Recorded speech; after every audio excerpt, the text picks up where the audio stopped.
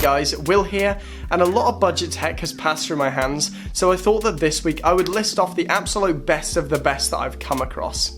First of all, we have the Samsung SR850s, which are a budget pair of open back headphones that I reviewed a short while back, and they were the best pair of studio headphones that I've tried under $100, despite only costing $30. They have an open back design, resulting in a much wider soundstage and more ambient listening, providing both a better mixing and listening experience. They have a flat sound, so they are designed for studio listening. However, the 32 ohms impedance means that they can be used with smartphones. No external power required. Moving on to something different now.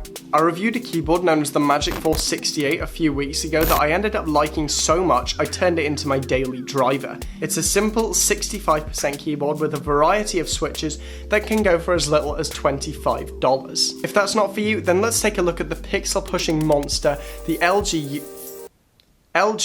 27UD58. Wow, that's hard to say. This 4K IPS monitor is what I've been using for the last 8 months and I've been loving it.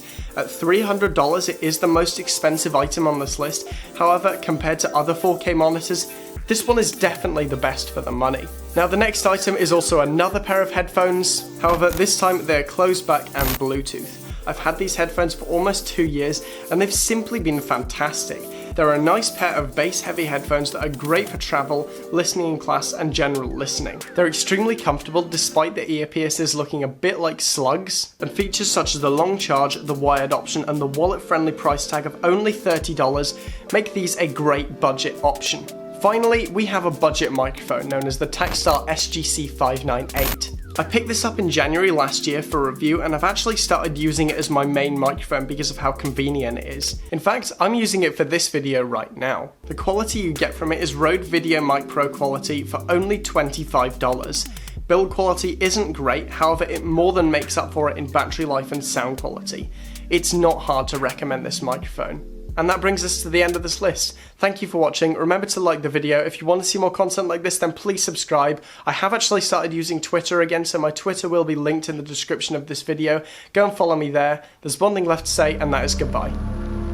See animals deceased, riding in the States. Off the truck to the market, now you're dinner plate. Anything you claim, none of my labels read BHT. Plant-based protein, slow me like morphine. Everything saturated, everything for me, for you if you wanted to.